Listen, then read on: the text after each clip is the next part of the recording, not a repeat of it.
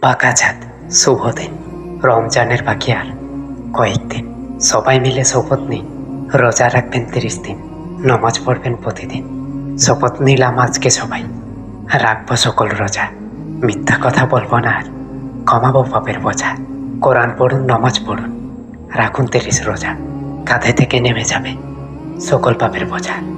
নামাজ পড়ো, রোজা রাখো, কালেমা পড়ো ভাই। তোরা খেরাতের কাজ করে নে, সময় যে আর নাই।